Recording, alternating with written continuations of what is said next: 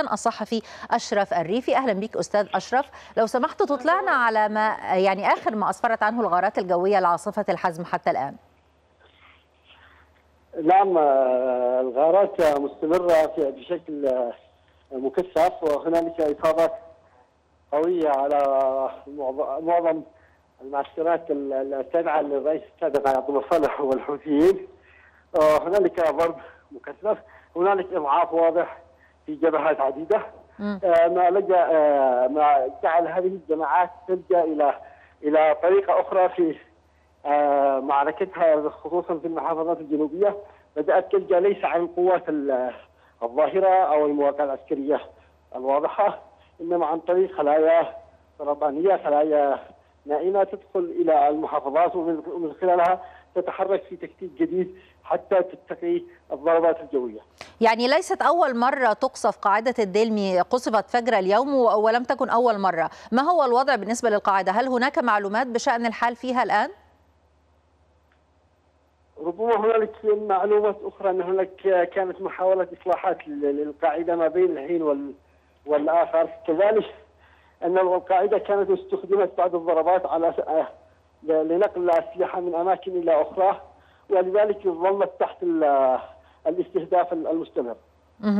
طيب بالنسبة وضعها الآن هي حسب معلومات خاصة هي تعرضت لكثير من الدمار والخراب. بالنسبة للوضع الإنساني سواء في صنعاء أو خارج يعني هذه المدينة تحديدا؟ الوضع يعني شديد الكارثية فعلا، سواء في العاصمة صنعاء أو في عدن أو في الضالع ولحج. هنالك انعدام في المواد الغذائية والخدمات الأساسية، الكهرباء، كذلك المياه، خصوصا في محافظة عدن ولحج والضالع. هنالك انعدام لمواد المشتقات النفطية من بترول وديزل. هنالك نزوح كبير كذلك، خصوصا من صنعاء. وضع مأساوي في عدن، أن الأهالي لا يستطيعون مغادرة المدينة. خروجهم من منازلهم صار يعني محل خطر ويعرضهم لاستهداف للموت، ولذلك هم يعانون معاناة شديدة داخل منازلهم. عدن منطقة حارة، لا توجد الكهرباء، تنقطع لساعات طويلة، الخدمات منعدمة، وضع إنساني شديد الكارثية. تمام. طيب عن وضع الجاليات الأجنبية التي تحاول الخروج بمساعدة سفارتها، هل لديك معلومات بالنسبة للجنسيات المختلفة؟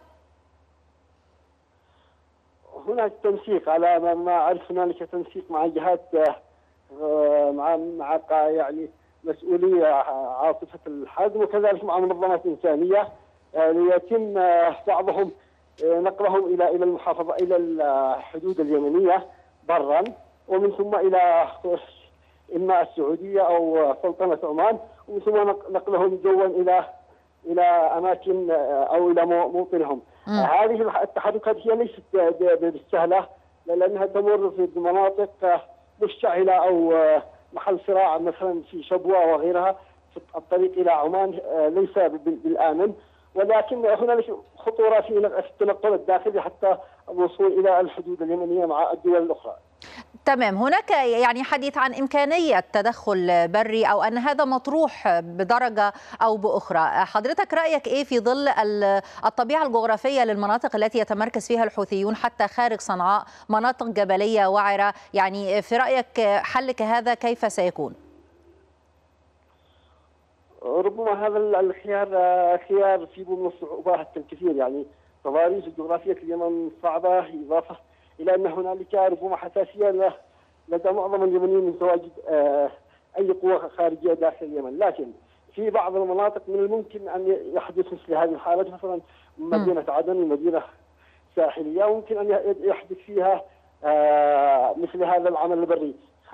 كذلك مدينة الحديدة ممكن أن يحدث، لكن التعمق إلى المناطق الجبلية، إلى صنعاء مثلا، إلى محافظات إبو تعز، القتال سيكون فيه شرس، والتضاريس لا تخدم أعتقد التدخل البري. شكرا جزيلا للصحفي أشرف الريفي، كان معنا من العاصمة.